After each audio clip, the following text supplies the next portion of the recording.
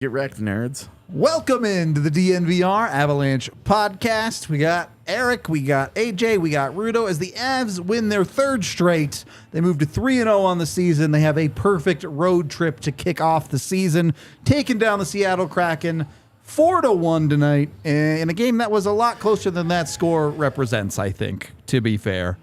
That's how I feel about it. Accurate Big for young. this time of night. Sleepy. Look, I don't want to sound hyperbolic because I don't want that to just take this with a grain of salt. Worst game of the season so far for the Avs? Yeah, definitely. Okay. Yeah, out of 3. Yeah, it's easy. First game they've been outplayed, clearly. Yeah. I think that's a fair take. We do have a 60-second rundown. Does anyone want it, or should I just take it? Have at it. I'll take it. I'll give go. you a break. It's all you. You ready? I'm ready. All right, I'm ready.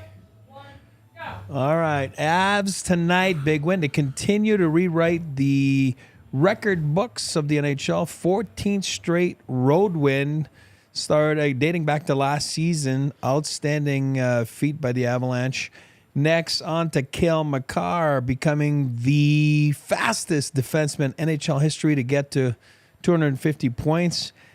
And then Alexander Georgiev continues to make CMAC, Joe Sakic, and the scouting staff look like absolute geniuses for that trade there dating back a couple years ago. And love the tightness of the group with the start of Logan O'Connor, going after Eberle for the hit last year against Cogliano. It was a great way to set the tone. Maybe didn't look like the rest of the game was going the Avs' way, but Logan O'Connor gets rewarded with a big short-handed goal, and that is all, folks, for that 1 minute. Great win by the Avs, and I'm sweating. Use the vitamin W towels, all right? I gotcha. Get it in there. Get the pucks deep. 3 towels for 3 dubs on the season, all right? Yeah, I got my bib on. I'm ready to eat good on this post-game, all right? Lobster. That's how it's going to go. You know who was eating good tonight? Georgiev. Oh, he was eating hungry, all right? He had the whole buffet in front of him, and he was munching it down. That was a hungry man dinner. Nom, nom, nom, nom, nom, nom. At what point do you seriously start having the conversation about Georgiev as one of the best goalies in the league? Because we're only 3 games in. I'm being realistic here. 3-game sample size is not big enough to say, oh, this is legit. This is who he is. But he has been incredibly good through 3 games. 20. You think you have to go a full 20? He has to play 20. 20 started games? Correct. Okay. So you're not really talking about that until like December at the earliest. Yeah, I'm not. Okay. Well, we've already talked about him like he's a top 10 guy. Oh, yeah. For sure. So, now it's But like, okay. you're now talking we're gonna about start like talking Vezina stuff if Yeah, he keeps I mean- this up. Yeah. You're talking like top 5. If this No, ascent it's when I see, I'm like you, when I see continues. lists and he's not in the top 10, it makes me like throw up. Honestly, it's last year it was so outstanding, and this year obviously it's a small sample, but I agree with you. To get into that conversation, probably another 20 games or so. I agree. Not that you throwing up would be funny, but it would be a No. pretty visceral It'd be great, reaction to it'd reading be a great. list on the internet where it's like, Yeah. Georgiev at 13. Yeah. Ugh. I need a towel. Great sound effects for an audio format. That was- We are a podcast. You that will can be you can't well get us on liked. Spotify, Yeah, it's true. You hear us puking, find it there. First period, not great for Colorado. Extremely sloppy, a little bit all over the place. Is this to be expected on a road trip? An inevitability, especially one where, hey, you have 2 days off all the time. Is there a little bit of working through that for Colorado, or were they just off tonight? Well, and for one, you have a quality team on the other. For and sure. A team that plays that brand of hockey. Yeah, and a quality team that has given you problems. Yep. Over the 2 years of its existence, you have not easily beaten them. Yeah. And it's their opening night. their home they're opener. jacked early. Yeah, and they look like it. You look at how their game progressed versus how the Avs game progressed, and that's the direction you want those games to go. You want, okay, hey, we've survived them early on, and then the Avs got stronger as the game went on, culminating in a very good third period, and then with Seattle, they came out flying early, but did not build a substantial lead. And watched it taper off. And then got worse as the game went on, as the Avs found their game, got the lead, and then took away that offense bit by bit. Yep. They kind of out-Seattled Seattle a little bit tonight. And Seattle's had, before the game, 2 goals, 4 in 3 games. Obviously now 1, so that's 3 goals in 4 games. It's not Lighten them up. It's not the offense that they were looking for, right, to start their season. But credit to Georgiev, he was outstanding. I'm not taking anything away from them. But they just have 3 goals, 4 in 4 games. That's in this league, that's not going to be good enough. Nope. The scoring has not been there for Seattle by any stretch. Yeah, the Avs beat Seattle 7-3 in their first ever meeting, and it hasn't been easy since. Yeah. Like it's been grind ever since. The final score of this one is actually one of the bigger margins. Yeah, for and Colorado. It's totally deceiving. Yeah. It would, 100% was a much closer game than 4-1 would represent. The Avs do give up the first goal of the game for the at least 8th straight time against Seattle. I don't remember their last regular season. I would need to go back and... Is this... this goal felt a little bit inevitable in that first period, with particularly the Avs sloppiness with the puck in the defensive zone. Eventually, Seattle gets it in deep. Puck, honestly, it's not even like a super high skill play from Seattle. They're just banging around a puck in front of the net. Yeah. The Avs just can never get a stick on it. Yeah. Eventually, one gets up over Georgiev. Sloppy coverage, and then Georgiev very awkwardly overslides it. Yeah. Ends up, when he tries to correct, it takes him Drops off his the angle. shoulder. Yeah. It takes him off his angle, and Yamamoto... Jesus Christ, that scared me. It takes him off his angle, and Yamamoto just makes a great shot. Yep. But both games, that's the difference, though. San Jose and tonight, Georgiev keeps it at 1. Yep. Right? Yeah. You know what I mean? Doesn't go down in the whole... Obviously, San Jose, the Avs were pressing a lot harder than tonight. Definitely. But tonight, it felt like they go down 2-0. Could have been a tough one to get back from. I mean, it could have been a tough one to get back from. Yeah. Part of the subduedness of our attitude tonight, it's late, guys. Yeah. This is our 3rd straight game. We're doing a pod at 11:20 local. Yeah. Sorry, we got the towels going. It's tough to be super high energy all the time when every night is like this. Honestly, it was also just the vibe of the game, too, though. Yeah. This was not a super high octane. Very business-like win. Yep.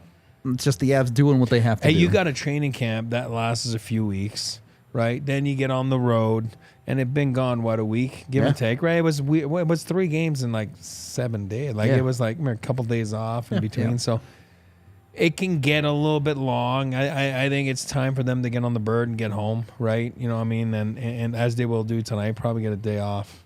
They do have a day off tomorrow. Yeah, day off tomorrow. What time is it? 11:30. They're not here till they're not in their beds till 2 o'clock. They land at 2 a.m. 2:30 in their bed. So they need a day off tomorrow. Got to be ready for Thursday home opener. It's a late night. The good thing is they've been on West Coast time the last week, so for them it's going to be okay. And you know what? You got to look at that first period Thursday and say, hey, let's make sure we're not that rusty. And you know, the fact that you go to bed, it's always 2 days later, right? So you always look at tonight, and then tomorrow night you get a decent night of sleep. But Thursday you can see a little bit of rustiness, a little bit of ugliness in the first period. But I think if they go in there and just like tonight, first 10 minutes, if they can just kind of go with the energy of the building, the home opener, and then play decent, and go from there. So it will be a late game for them. It'll be extremely late. Yeah, because they've been out on the West Coast. So all these have been 7 p.m. starts for them. So them having the 8:30, which will probably be 8:50. Keeps it in line. Yeah. So I'm saying it'll be later than what it has been. Yeah, you're not they've wrong, been but- playing at 7. Yeah, sure. Where they you're right. are. Yeah, It's been yeah. 7 That's local. true. It'll Yeah, be 8. yeah. Well, It'll probably be 8:50. You're flying back, so just operate tomorrow like you're still on the West Coast. I think you have to. Yeah. I did want to touch on this too because again, the Avs penalty kill goes 5 for 5 tonight. Not only do they have a perfect record, they have a perfect penalty kill through 3 games. And they've taken a lot of penalties. This has not been a good discipline, their PK's perfect thing. This has been, I think they're 12 for 12 or 13 for 13, something like that through 3 games. It's been good. We'll get to the shorty in a little bit, but I kind of want to separate that off. I just want to look at this penalty kill. Cogliano has slotted back in these last 2 games. How much of this is strictly penalty kill systems and it working this year, and how much of this is the Avs just making the right decisions, making the right plays, and particularly their sticks have been just unreal this year. And Georgiev. And Yeah, of course, exactly. that's a given, the way he's played these first 3 games. Yeah, I think some of it is that the familiarity is there. With guys like LOC. They're not messing around a lot. What they're running is not drastically different than what they ran the previous year. And last year at the start of the season, they tried to run something different. They tried to make major changes. And it was a to disaster. Yeah, and then it was so bad. Remember that they broke it down and rebuilt it from the ground up. Those like handful of games where it looked like a high school PK. Yep. Where it was literally like 4 guys that didn't move. Yeah. Just stand here. In your box. Yeah, exactly. Hold Nobody this make space. decisions. Nobody go anywhere while we try and rebuild this thing from the ground up and get back to basics. And it eventually worked. It got better. Yep. And ever since then, really, the PK has been fine. It was good in the playoff series. Yeah. It's been very good to start the season. It's given up opportunities. It's not like that hasn't happened. But with Georgiev locked in, You get that's away kind of with the, some of that's that. kind of the eraser of the mistakes. And it really helps when Jared McCann whiffs on one-timers. It does. And I like the personnel too, right? They added some Yeah. new guys, and I do believe that they've been a little more aggressive too. And there's a ruling out there like asses and elbows, right? So as soon as they see a guy with the puck that you see his ass, sorry, pardon my language, or his elbows, you get at him, and they've been good at that. And then they're battling for those pucks, and all of a sudden the pucks get out. And I think they've been a little bit better. Obviously on the draws on the PK too, which kills a good 30 seconds, right? If you win it and ice it down. So Yep. It just makes life so much harder. it is. Because then you have to get the re-entry. And we know with one of the, especially for Seattle, re-entry is a problem for them. They don't have that guy. They Yeah. don't get into the zone very cleanly. They have to work a little harder. They've got a lot of moving parts to their Agreed. entry. And these are 2 teams that they went through a playoff series recently. So, Yeah. like, the pre-scout is pretty easy. They know each other pretty well. Yeah, Oh, yeah. and so it's like, hey, you get some of the new guys up to speed, whatever. But it's, these are 2 teams that already are comfortable with each other's deficiencies. You know, sure. even new season, whatever. But a lot of, especially for Seattle, a lot of the personnel is the same. And I think that showed tonight. I think the Avs were able to flex a little bit, especially tonight, and not so much the other games. Yep. But I thought that they looked like they were very comfortable with what Seattle was doing. Yeah. There were very few moments on the penalty kill tonight that you felt like they were in real danger. Yep. The unit was just really good. They locked it in pretty well. And it's interesting because I do think they've added a different couple of pieces. On the one hand, I see chat talking about Miles Wood on there. He's another Logan O'Connor type, right? Full energy, full speed, just go at you, make someone beat you. Yeah. But then they've also added Ross Colton on there, who it does have a bit more of an intelligent game, who understands where to be, how to position, where to put his stick to make life hard for the other team. And honestly, I think it's the most apparent location early in the season where you see Colorado's forward depth shining through, because they can run 4 different pairs of forwards on that PK and be fine. Well, and we've also seen their defensive pairings. They have been comfortable Gone through playing all 3. Yeah. Yeah, they've been comfortable playing any combination of all 6 of their defensemen.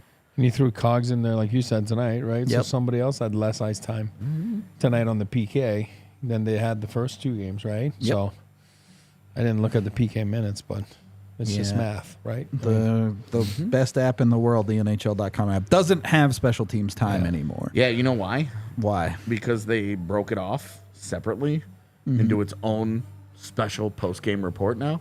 Love that. Yeah, it like everything about this update, it sucks, dude. Yeah, it's not great. I tell you, it's great when I'm sitting at home and I'm like, oh yeah, this is like that's what I'm looking for. Yep. Absolutely sucks when you're trying to do something like what we're trying to do. Yep. And I will tell you the regular time on ice Very, very well spread. Dude, are you fucking kidding The me? only forward over 20 minutes was Val Nichushkin, who played 21:37, who was great tonight, He was by the a way. beast, yeah. Cogliano, the low man at 9:20, but more importantly on the defensive side, Devon Toews led with 24:31, Cale Makar just 22 minutes, and even Jack Johnson, the low man, at 15:30. So And only a minute and 9 of that was shorthanded time. yeah, Taves and Makar basically 5 minutes of shorthanded time, just speaking defensively here. yep. Even Ryan Johansson, though, had a minute of shorthanded time. Everybody- Took some getting draws. in. What Yeah. was Lecky at, Shorty? Let me see. This is by number 343. It's a pretty decent chunk for Lecky there. 343 and 3 minutes on the power play. So, and he only played 18:44. So, Yeah. Arturi Lehkonen played like 12 minutes at 5v5. and there was not a ton of 5v5 time in this game, Lot to of be penalties. clear. There was a lot, but I do kind of want to talk about that forward spread because we saw it particularly in the second half of this game. Bednar was just throwing out guys. Lots of combinations. It was full blend in the second half of this game. Is there anything you guys take from that? Is there anything you said, hey, I like this combo, let's see if it keeps rolling? I mean, what I take of it is there was so many penalties that some guys were, if you're not killing, or just throw you're the just fresh legs out sitting there, You know what I yeah. mean? And it's like, all right, you get out there and play, So part of it was probably that, but part of it was already part of the plan, right? As the start of the game by putting Lehkonen, right, instead Yep. of Drouin. Well, it was Nichushkin, and then it was I'm Lehkonen, sorry, yeah, whatever, and then it was Lehkonen, yeah. Tatar, and then it was... But you know what I mean? And I think guys that were just sitting there and not playing on the, special teams, you can sit there and get lost in the shuffle, and then you don't get out there, and it's a tough night. So, Yep. yeah, the blender was going for sure. You're right for Bednar tonight. I just thought it was interesting. I think you do have some individual very strong performances tonight. The Avs' first goal early in the second period. Lecky scores the goal. It goes unassisted, but let's be real. Val Nichushkin created that makes goal. that play. He's the guy who drives the net. He's the guy who gets in there. And puck comes out for Lecky, and Lecky does the job ripping it into the back of the net.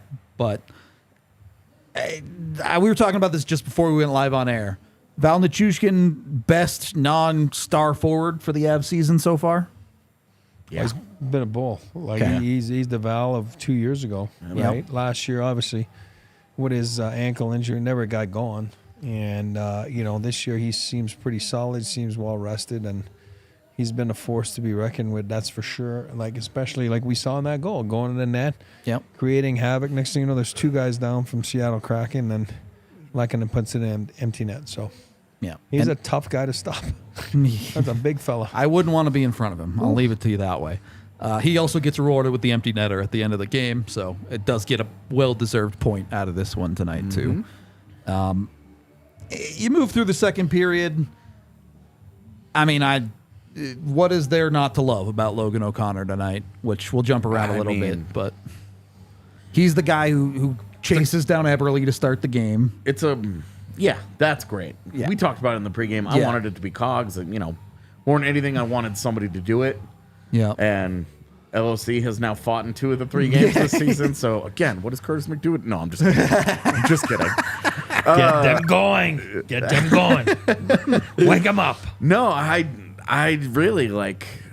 You have to love it from LOC. The guys love it. The team loves it. Yeah. That's culture. That's saying, hey, we care about each other in this room, and you have wronged one of our guys, and so we waited until our next opportunity to have this conversation. It's going to be a little unpleasant, and credit for Jordan Eberle for being willing. I wasn't entirely sure that he was going to actually take it, and Yep. he did. And he also looked like a guy who had not fought Got his very butt much kicked in his in that career. fight, for gets, sure. Gets beat up. So Logan O'Connor 2 for 2 this year. I did want to touch on that culture a little bit. It's not just the macro. I think it's the micro culture there too, because that is LOC playing on a line with Cogliano tonight. Yep. And played on a line with Cogliano quite a bit the season before. Yeah. So that's a dude who is in tight with Cogliano. Those are 2 guys that Yeah. play together. And when you go back and you watch that fight tonight, how does it start? LOC comes over to Yeah, him, he gives him a skates little over. Yeah. Give him a little shot, just a little love tap. They have a conversation, and he's like, "You owe it," and Yeah. Eberle's like, Yeah, all I right. haven't slept in 4 months thinking about this, and then gets the proper beat down, and then it's done. and then, and everybody moves on. It was Yep. great. Yeah, That slow mo of him getting punched in the face was It's pretty juicy. Yeah, it was basically the energy drink that's not in my body right now. Was him getting punched in the face. That will fuel me for the rest of the evening. There you But I go. know where you're going to go next with it is, and he gets rewarded. LOC. Why? Because he does the right thing, and Yep. you know the hockey gods are with him. And next thing you know, he gets the shorty. Yeah. I think honestly, the that's actual just how it God works. was with him with that ridiculous pass by Kale. I mean, Kale is God. Yes. That's a great rim up the board, and it's he knows not a what he's good doing. not a good job by Seattle. It is not. And LOC just outskates it and then gets to it, and we're all like, "Oh, here we go!" And then But he comes in on the left side as a right shot, perfect angle. It's awesome, and you know he's scoring, because he's done the right thing. Because he kept it forehand. yeah, he didn't mess around trying to go to his backhand. You which know what he spends, you are. He spends so much time on the right side, coming in, going The right other to way, left, yeah. which is to his backhand. The cut is Now to the forehand here. Now he goes yeah. left to right, and maybe Logan O'Connor should be a left wing. Well, but I always tell kids all the time, like they're like, "Hey, I don't want to play left wing. I'm a righty," and I'm like, "Man, you do want to play on the left if you're righty, or vice versa." Because when you come in the zone, it's so much easier. As a lefty, I come in on the right side. I see the whole ice. It's so much easier, just like we saw in LOC there on the breakaway. Yep. And look, kid just has the knack for some of those shorthanded points, or at very least shorthanded opportunities. Definitely opportunities. When I was so surprised it was only his fourth career right, shorthanded goal. it in the feels NHL. like he should have 10. Yeah, But I was curious. so many breakaways. When's the last time an Avalanche penalty kill has been net positive? Because there's 0 given up, 1 scored this season. Yeah. I'm thinking it's been a while. We'll put it that way. Sample of 3 games. So Yeah, obviously. All Love numbers it. are a bit silly right now like in the NHL. Have a little bit of fun with it. Don't take it too Well, that's seriously. better than last but- year, right? After Yeah, when they were about -5 on the That was a penalty tough one. kill. God. It was bad. Yeah, it was a tough start. Anyway, on that note, we are brought to you by Breckenridge Distillery. You can get yourself some of this bourbon right here. Look at that. It's right on set right here. You can get yourself. Get some of that bourbon right here. Right here. Right? Come on down to the bourbon store, all right? Over at Breckenridge Distillery, let me tell you. It's like you're trying to sell me barbecue from a roadside. But for real, it's fantastic bourbon whiskey that's won a ridiculous number of awards. And they're also doing a giveaway for sweet tickets to a Broncos game. I get it. Broncos aren't the best thing to watch right now. Get it? But it's on New Year's Eve. So why not go to the suite for the fireworks display after the game? And All sweets are right? pretty sweet. And suites are also dope at any sporting event ever, Aptly any named. time. So go check it out. Get over to BreckenridgeDistillery.com. Use the hashtag Broncos Bourbon on Instagram with your favorite picture of the Broncos to enter in for your chance to win those tickets to the suite on New Year's Eve. They'll narrow it down on December 1st, and then you can vote at BreckenridgeDistillery.com/bourbon of the Broncos. Get in on it. Have yourself some delicious whiskey while you're at it. Or if that's not your thing, do we not have it on set? We don't need it on set. All right, that's fine. You can get yourself some DNVR joints. You can get a joint pack of DNVR weed, whether it be indica or sativa. They have options for you. Look at that right there. Comes in a beautiful little pack like this. It's super easy. You can pop it off. Get in on your weed. I don't want to pop it out right now. But go get some of that. Do we still have the video showing it off too? Yeah, do it. I want to see the pretty looking Do joints. it. So I can sing.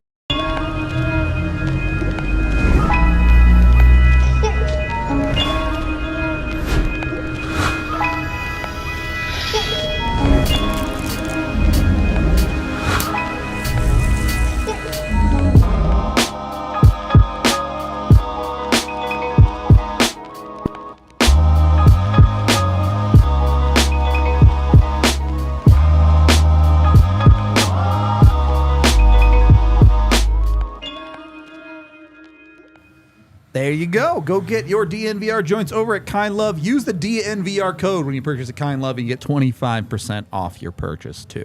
So jump on it. Second period of the DNVR Avalanche podcast as AJ's jamming out over there. Love Billy Joel, man. Understandable. Love Billy Joel. Definitely a guy to love. When you get into a game like this, how important are getting those goals from your depth? Because, look, we talked about it during the watch long, the whole game.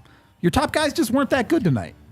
And when they're not, then you got to get some, right? And Yep. then, so you get it from the, so to speak, second line, right? You get it, but it's not Certainly not the stars, It's not yeah. Mikko and Nate, and then you get that shorty, Yep. which is so unreal, so valuable. Obviously, it's not a goal as a line, but it's a goal in the special teams, which is so crucial in a game. So yeah, it does become important. And then last game, as we saw, so many shots, so many attempts, and then obviously Finally ties it up, breaks and but it would, those you can't go 2, 3, 4, 5 games all of a sudden where you get no help from the depth. So this was good tonight. It's 3 games.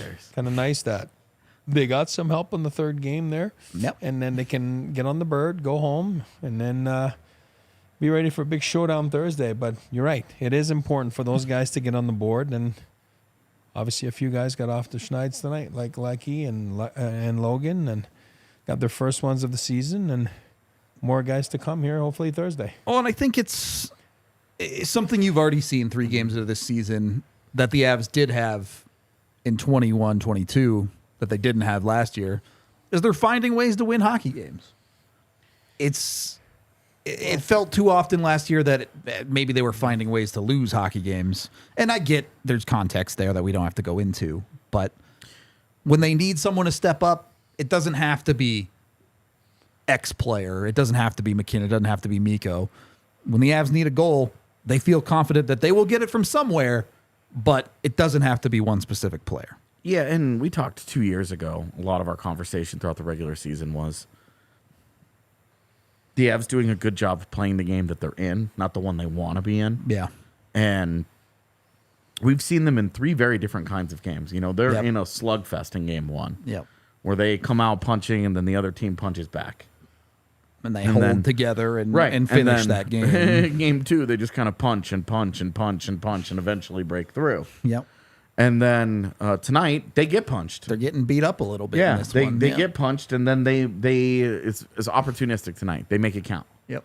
They don't get a ton of opportunities, but they cash in on the ones that they get. They make those little plays. They get the little breaks. They do whatever, They end up on the scoreboard, and then they close. And I think that's the thing that ties all 3 of the games together. All 3 games have looked different, but the third periods have been Avs. Yep. The Avs have won the third periods. You won that bet tonight, by the way. They won more periods. They did, thanks to that third, yeah. Yeah, and so you're talking about just a team that it is showing some of that championship experience. It is showing some of that maturity. Third period, strong. Right out of the gate, a good third period hockey team is going to win a lot of hockey games. Yep. Especially when you're as talented as the Avalanche are. And, you're talking about your best guys weren't your best guys tonight. They didn't dominate. They're not all over the place. They were, their underlyings are better than I expected, but there's a reason they're top guys. Even when they're bad, they're good. Yeah, and they got better as the game goes on, and the Avs slowly, very slowly, take over, that possession, and playing in the game that you're in, finding a way, not being necessarily so stubborn. And that starts with the coaching staff being willing to say, hey, this guy's going, this isn't working. Let's promote him a bit. And not just saying, hey, we're going to mix this up or that up and we're going to switch it back to this or whatever, but being willing to try a lot of different things. Yep. Jonathan Duran takes 4 third period shifts, one of which is 7 seconds long. Yep. Not a guy who wasn't going. Not great out of the gate for Duran, where that first game was fun. And he's been The real last quiet game games too. wasn't great, Yeah, and not then this looking game good. you don't notice him a lot. Yep. And defensively continues, and this is not just Jonathan Duran, but defensively, some of the new forwards continue to really, like Freddie Olofsson tonight. Looked lost on a few of those There shifts. were some shifts where there was a lot of running around and a lot of communication breakdowns Fredrik Olofsson had that one shift where he just chased everybody around. Yep. And it was like, dude, stop playing Rocket League and stop following the ball. Like, get in position and do something. Like, actually mark a guy here instead of just, like, drifting. Yep. And all of his teammates are trying to adjust to his chaos. As he just keeps floating. And Seattle just kept the puck and ended up with a shot on goal out of it. And then Fredrik Olofsson almost scored on the other end. And he just kept that's it simple. hockey, baby. Yeah, and he just drove the net. But is just... It was a lack of stubbornness tonight that I thought served the Avalanche well. All right, we're going to mix this up. You know, we're going to try and play a little bit different. All right, you guys, you know, our top guys aren't skating as well. Yep. As a team, we aren't dictating this pace. So now we're going to adjust, and we're going to get a little less stubborn. Because I thought the first period was a little too stubborn. Well, it was a little too trying to, like, this is Avalanche hockey. And that's how Val Nichushkin ends up as your top TOI forward. Yeah. Yeah. But and the one thing, I'll use your words there, I think what we're finding out through 3 games is you can play the Avalanche any way you want. They can respond to it. Yeah. The slugfest, like you were talking about. Yeah. Track meet, bring it on. They love it, right? You know what I mean? I haven't Obviously. seen one yet. No, I know. But I mean, the San Jose, I mean, what'd they get? Like, Yeah, like you're. That was a one-way track meet. That's like, one. I know, but you know what I'm saying. Like, it is a one-way track meet, but they were just going and going and going. Or you want to pound them, try to intimidate them. You're not going to intimidate them. They have so much depth this year, and then so much more beef with Wood and Nikushkin, and I mean, guys that Charles That can Charles just Manson straight up run into stuff. Not Charles Manson, but Manson on back on D being healthy, it makes a big difference, and they're tougher to play against. You know what I mean? And it makes a difference. It makes a difference, like you said last year. So many guys being called up from, that might not be ready at that time to play in the NHL, from the foodies of the world. And no offense to Jean-Luc, you know what I mean? But of course. You know what I mean? It's just more like, now you got those guys, and let's knock on wood, that everything stays healthy. But you got depth. It's easy for a coach now. You look down the bench and you're like, oh, I got this guy, that guy. Like you said, Drouin didn't play a lot in the third, You have options. Yeah. And if you're not going, well, somebody else is going to get out there. Yeah. And that's a good problem for a coach, right? Not a problem. This is a good options. This is what we talked about with the versatility of the top 9, is that Drouin playing 4 shifts in the third period isn't necessarily an indictment of Drouin, because we saw that time on ice ended up going a little bit to Tomas Tatar and a lot of it to Arturi Lehkonen and Val Nichushkin, who are complementary players who you are paying and relying upon to be important complementary players. Yeah. When it comes to Tatar and Drouin, you're like, they need to be better. They need to be a certain level. And it's been inconsistent for both guys to start, but you also have both guys. So when one's not going, you can turn to the other one and say, hey, I can get a facsimile of that player in this guy. Yep. And that's an important part of their versatility. And then you do have, when Arturi Lehkonen and Val Nichushkin are going, they suck to play against. Yep. Doesn't matter if they're on the same line or a different line. They aren't fun to play against. And then you have Ross Colton and Miles Wood just rolling around. It's not like LOC and Cogliano are fun to play against either down there. And we saw those guys tonight. They are not a walk in the park. Yep. And if it is a walk in the park, that's not a park that you're going to enjoy. It's Shady Park for sure.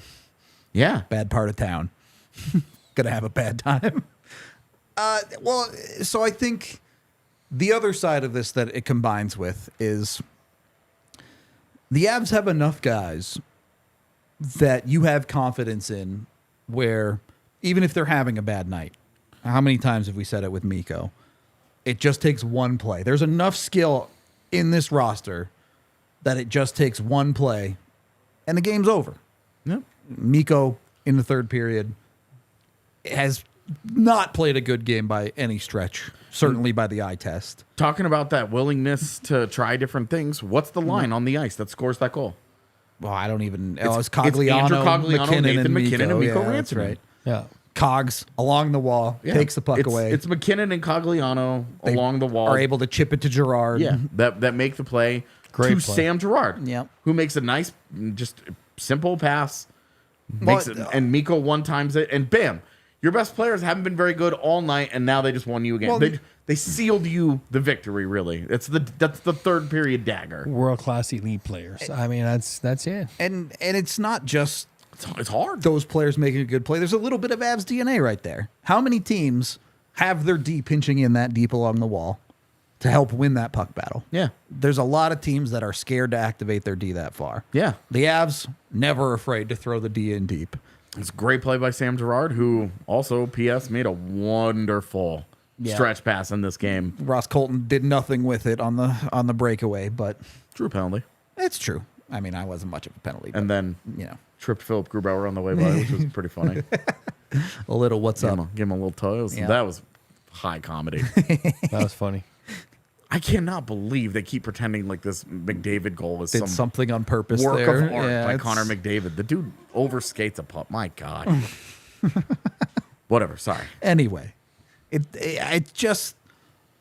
I know it's only game 3, but you're starting to get that feel like the Avs have a lot of the right pieces this year. Yeah, well, and when we talk about winning games in different styles, that's how you have to be successful. You think that the Avs team that won the cup was just track meeting teams every night? No. Oh, yeah, they're just winning 5-3 because they're just so dominant offensive. No, they were good enough and they were versatile enough that when their top guys, talking McKinnon and Rantanen, are not dominating a game, they find a way to hang tough. Like tonight. Exactly. Tonight was an exact example of what you want to see of, okay, we've been talking about it like, hey, you're 3 games in. You need your depth to do something. You get goals out of Valenchushkin or Turi Lehkonen. Yep. Yeah, Mikko scores a goal. But, I mean, your guys came to play. Absolutely. We will talk a little bit more about some of the negatives and problems in this game. Logan O'Connor, sorry. Forgot him. Just absolutely. But look, at the end of the day, the Avs are a perfect 3-0 on the season. They aced the West Coast road trip. It's hard not to be feeling yourself if you're the Colorado Avalanche right now, no? You got to feel great. You got to feel good about. You just put an NHL record in the back burner with a new one, right? You know, I know it's dating back to last year, but still, you're starting a season 3-0. You haven't touched home ice.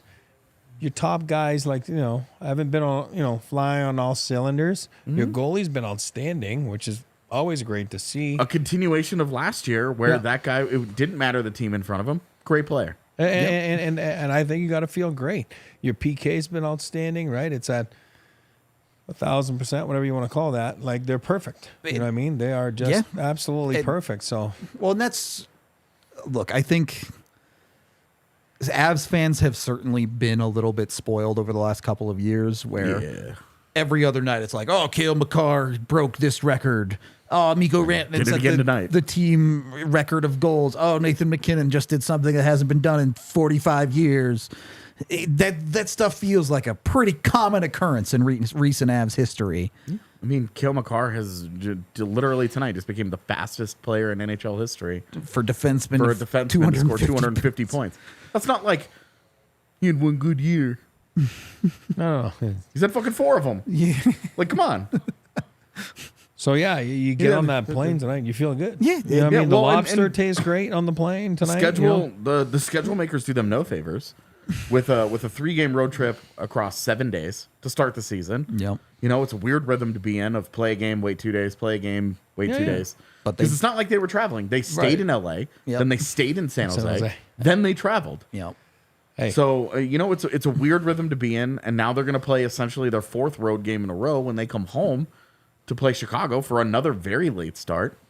Well, and then it's a weird rhythm to be in, and it's kind of a unique challenge, and they've looked for 3-0. Yeah. Can't do any better than that. No, you feel good on the flight. Like you let the dogs fly, right? You take your shoes off, put your feet up. You do a little Netflix. You play a little cards, whatever it is. It's not that big of a flight, right, from Seattle. But, even as the coaches. What if you didn't want to play cards? What did you do on the plane back in the day? Oh, I played cards, but there was no Netflix back then. Yeah, no, I know. I was Walkman. Yeah, what's up? A I mean, guys had those little DVDs inside. Yeah, and they would the watch little it. pop-up players. Yeah, Yeah, I exactly. remember those. I always Look played like PlayStation. I always play cards. It just makes the road trip. I mean, the flights so much shorter. And Do you ever play Scopa? No, what's that? I don't know. It's some card game that exists. Oh, yeah. Well, I mean, I love playing cards. It was so fun. You ever play this thing? I don't even know what it is, bro. I don't know anything about Did you it. play it? I know it exists. It's popular with people who are not me. But even coaches tonight, you know what I mean? Like, honestly, put the computer away. Stop looking at the game. Put your feet up and take a minute. you know, yeah. maybe have a little like beverage and you know what I mean, just like breathe and okay, you know what? Training camp's over, first road trip's over. We're going home for a couple days, not long, but for a couple But a days. little bit. Say hi to the family and then let's get back on the road back east. But I think tonight is a moment to put your guard down and reflect and say, I think we've hit on, you know, pretty much everything to be happy about what we've done so far this year, from training camp to, you know, the first road trip. So It feels great, man. I mean, absolutely. you're winning. Well, It's the whole point of this. It's better than losing. instead of playing cards, maybe do your gambling through DraftKings Sportsbook, which you can go sign up with code DNVR right now and get $200 instantly in bonus bets when you bet $5 on any football game. Do whatever you want. There have been last week there were a lot of upsets in football, so maybe you can take a crazy bet when it comes to football betting with DraftKings. But it isn't just that. All customers can take advantage of a sweetener offer every game day in October. So go check out DraftKings if you haven't been over there. Use the DNVR code. Get in on the game day greatness when you download the DraftKings Sportsbook app right now. New customers get that $200 instantly in bonus bets when they bet $5 on the NFL with the DNVR code. DraftKings Sportsbook, an official sports betting partner of the NFL. The crown is yours. If you have a gambling problem, call 1-800-GAMBLER or visit www.1800gambler.net. In New York, call 877-8-HOPE-NY or text HOPE-NY. In Connecticut, help is available for problem gambling. Call 888-789-7777 or visit ccpg.org. Please play responsibly on behalf of Boot Hill Casino and Resort, Kansas. Licensee partner Golden Nugget Lake Charles, LA. 21 plus, varies by jurisdiction. Void in Ontario. Bonus bets expire 168 hours after issuance. See sportsbook.draftkings.com/football. Terms for eligibility and deposit restrictions, terms, and responsible gaming resources. I love that laugh right there. I love it. Look at him. Also, He's dying. Killing me, man. have a pick of the week for you. I am taking Nathan MacKinnon Okay. to score 2 goals or more against Chicago. All right.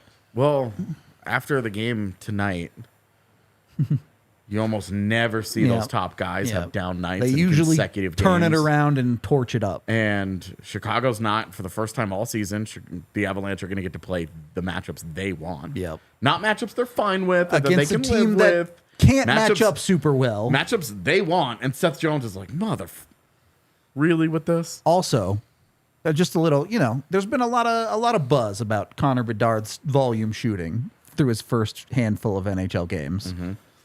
Nathan McKinnon's going to show up in that building and be like, watch me work, kid. Let me show you how you actually do this. I bet. We'll I see bet how those ma- top guys are like, yeah, you're good. We'll see how many he You're not gets there against yet. Taves and McCarr, too. I mean, there's a big difference. Yeah. It's nothing free. Nothing free. against But the that'll Avs be really defense. fun for him. He's like, this is a big challenge, but a guy like that lives for that kind of action. Pressure's earned, right? So All right. Also brought to you by ourselves. It's a great time to become a diehard right now as the season is just firing up. I just dropped my first prospect portfolio of the season. I know most people are more focused on the Avs, but if you want to keep an eye on that pipeline, we got you covered. Slow start for the system. Yeah, other than the Russian kids. And Sean Barons. And, well, it's Sean Barnes. Come on. Sean Barons, baby. But we have tons of other content as well. You can get our diehard content. You get discount on shirts as well as a free shirt when you first sign up with your membership. You also get discounts here at the bar. Shout out the homie. Came out here from Huntsville, Alabama. I forgot your name. I'm so sorry. Jeremy? All right. Shout out Jeremy for coming down all the way from Alabama to hang out with us at the bar tonight. We were his backup plan. We were part 2 of his plan after Peter Gabriel. He was here for the good stuff, not for An us. odd number of people that have crossed my path that went to that We're last Peter night. Gabriel fans. Yeah. There you go. Hey, if you like it, you'll like it. Just another reason to come out, visit the bar. If you do, we appreciate y'all supporting us. Third period. That The Die Hard DNVR stuff. Avalanche podcast. Oh, yeah? That film room that I wrote the other day. Yeah, it was good I stuff. worked on it a lot. So I believe it. If you're a diehard, you should definitely go and read. The anatomy of that goal. Yeah. I did a extensive film breakdown of the shift that tied the game in San Jose. So go read Dance that. on the blue line. So, I do want to talk about some of the things to work on through this game. I want to start here because it's been 3 games of it. Boy, do I not trust the Avs bottom pairing. Dude, there were 2 shifts tonight. Yep. Jack Johnson, when he won that foot race and then immediately boofed Gave that it. puck away. Yeah, allowed the forechecker to get on top of him and take that puck. And Josh Manson was like looking like, what are you doing? Like, it was like, dude, what is happening right now? And then the other where he just leaves the puck. Yep. He just left it. Like, that puck has abandonment issues now. Yep. And the thing is, God. like, on any given night, if your bottom pairing's not having a great game, that's okay. But when the rest of your defense is sloppy, on any given shift, Bowen Byram was doing wild things. Sometimes it was awesome. Sometimes it was like, oh no. It was like the bizarro Byram tonight. Yeah. Because the offense, the decisions with the puck, what's happening? And then he would make a great play with his stick to break something up, or break up, get into the middle of a passing lane, or get it on a shot attempt that goes out of play. And you're like, what is going on? This is not great, man. And the first period especially, the Byram-Girard pairing was brutally bad. Yep. Got way better, but brutally bad. And the problem isn't that, Byram and Girard had a bad game, but if they have a bad game and you can't rely on that bottom pair to eat a little bit more minutes, Yeah. now you're starting to put yourself in a tight spot. Well, and the Jack Johnson thing, I think, is becoming a more interesting conversation because he's not playing particularly And well. Chat's already asking after Caleb Jones. So it's just not even getting into the Caleb Jones conversation, which for me should have already happened, but whatever. But with Jack Johnson, he's not playing very well. He's playing a minute on your PK. Yep. He's not even doing the job he's supposed to be doing. You have all the other guys that are getting more PK time. Sam Girard is now getting triple the PK time. And it's like, okay, you have a guy that gives you nothing on offense. And you've always accepted that because he's fine in his own zone. He'll make a fine outlet pass, like he'll make the safe play, and he'll PK for you. If that's not his role, why is he on what job is he doing anymore? He's purely out there to play 14 minutes of even strength time for you? That you just are hoping to get through. Exactly. And because you do feel like you have that hierarchy of here's our top pairing, here's our second pairing, here's our third pairing. For me, I'm like, he's changing up all the forward lines. And we always know with the defensemen, they always kind of moonlight with other guys. Depending on the situation, yeah. Like every now and then. But I don't know. I would start tinkering with pairings 2 and 3 real soon. Yeah.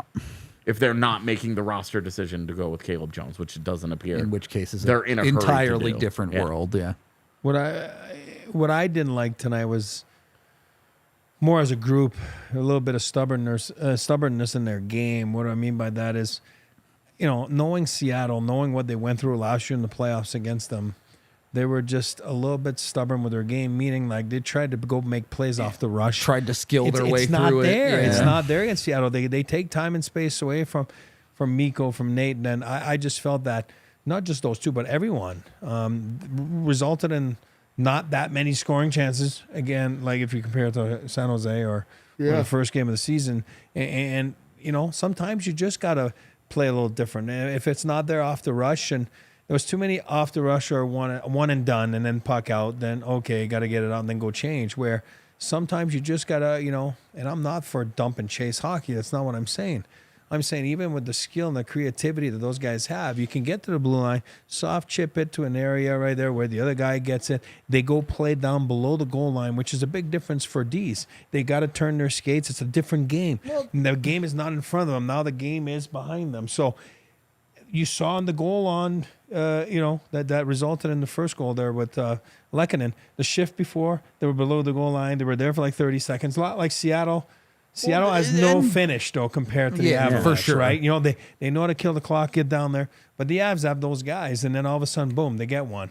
They stop being stubborn with their game. And that's what I mean by their game was stubborn a little bit. You get 15 minutes into this game, and you've watched how many Avs passes go right to a Seattle stick. And it's like, all right, boys, maybe tonight we don't have it quite at that level. Let's simplify a little bit. Simplify. Go play below the goal line. Go dig it out. Then you can still make nice plays. And, obviously like we saw, you know what I mean? But sometimes tonight I just felt they were a little too stubborn with that, and it took a little too long, and that's why they were kind of in a tight battle, for most of the game. And then they got away, obviously, in the third. But yeah. That first period, so just some numbers. The first period's not great. Yeah. The Kraken with a 27-19 shot attempt advantage. Yep. 11-6 in scoring chances. 2-2 in high danger chances. So not heinous. Yeah, not great. Or not terrible for the Avs. And then the Avs after that actually had more shot attempts in periods 2 and 3. It was close, 13-11 and 16-12. Yep. And then scoring chances 8-7 and then 6-2 in favor of the Avalanche in periods 2 and 3. And 3 was truly pretty dominant for Colorado. High danger chances 4-2, 3-1. Yeah. The Avs expected goals for percentage in periods 1 was 37, period 2 was 36, period 3 78. It's a team that knows how to close right there. Exactly. Again, just like the game against LA. Yeah. That is the team that, hey, they are in a close game against a good team here. It is a 1-goal game. It was 2-1 tonight. It was 3-2 in LA. They get the extra goal. Take care of business. Rantanen gets the extra goal in both games. And then they have a drama-free finish. Yep. Yeah. They score an empty net goal based on good play that starts with good decision-making, good hard work in the defensive zone, and they end up with an empty netter. Yep. And a boring finish, which is exactly what you want. Very quickly, we were talking about this on the watch-along, too. You kind of mentioned Olofsson. You've seen some maybe not the most interesting games from Tatar. How far are we away from Ben Myers or a Riley Tufte getting a game? A while. Pretty far still? Yeah. Okay. But Frederick Olofsson needs to win a face-off. He's been bad. He hasn't won a face-off in 2 games. Yep. Yeah. For a fourth-line center, that's a problem. That's a niche. one of the things you're supposed to do. That is a niche you have to be good at. Yeah, I agree. Yep. Just for the record, though, Ross Colton doing well, I think, in his defensive zone faceoffs. And Ryjo really crushing faceoffs. Well, and Ryjo's overall faceoffs tonight are not good. I think he finished at like 47%. Sure. But his defensive zone faceoffs, he wins the the critical majority of. ones. Yeah, he wins the majority. Well, and he was the guy he won in the third. Yeah. He won 3 of 5 on the PK. Oh, there you go. So You'll take 3 of 5 Yep. From a face-off guy. if on you're your PK every 60%, single you're time. doing good. Yeah, well, because you're winning that face-off, and that was the play that Jack Johnson made that left me so baffled. Ryan Johansson wins that face-off back, and Jack just says nope. yeah, Jack Johnson just leaves the puck in the corner, literally just left it. Went to get milk and never came back, man. It was ridiculous. So just look, I have abandonment issues, okay? I work through them live on the air. That was the frustration because you have a one face-off in an important situation that you don't do anything with. They ended up having to work hard to get out of that zone. And what should have been free. should have been free, yeah. But that is an area where Ryan Johansson has lived up to his billing. Yep. You Everywhere need more else. from your 2C, obviously.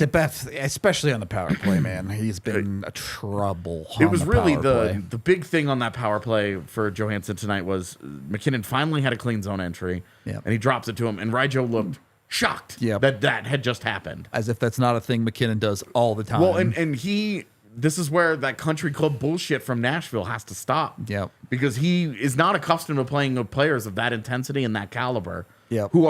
You have to be ready. This is why we talk about it's a skill to play with some of these guys, to play with some of the top guys. It's a skill to be good next to them. Ryan Johansson looks like he's still trying to figure out how to play against, alongside with those guys. Yeah. elite talent. He obviously spent time next to some really good players in Nashville. That is not the same as playing next It was to a Nathan different McKinnon. pace for sure. It is not the same. Yep. Those guys, the guys in Colorado, are more creative and they play at a faster pace and they will do anything that they see or think that will work. And Raijo has looked overwhelmed by that pace up to this point. Agree. All right, bud. Towel off after that rant.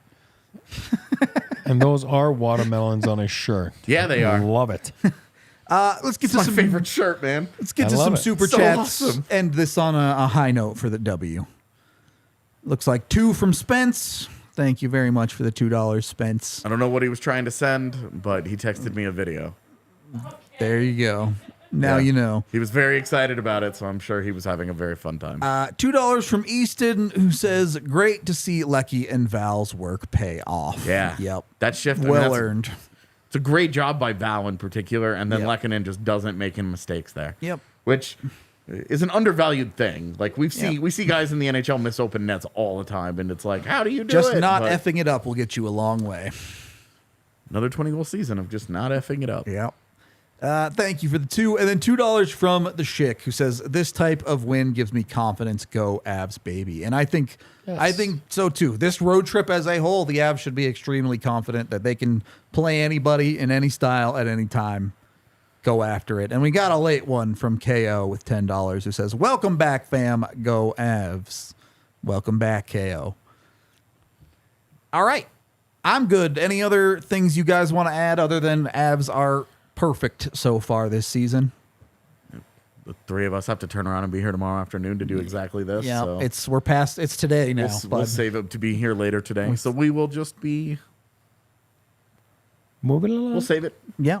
Moving Lots along. more content coming your way. Megan's post-game piece, AJ Studs and Duds, me doing my video, Eric going to bed. Eric Megan's taking piece care is of already she- up. Oh, look at that. Oh, Megan's piece She's is Go on read it. it. Go read it right now. You can get the game story right there. We are out of here for the night. We appreciate y'all. We are back tomorrow, 2 p.m. Mountain for the pod. Then you got more games on Thursday and so on. We appreciate you, and we will talk to you on the next one. We all silly like the mayor.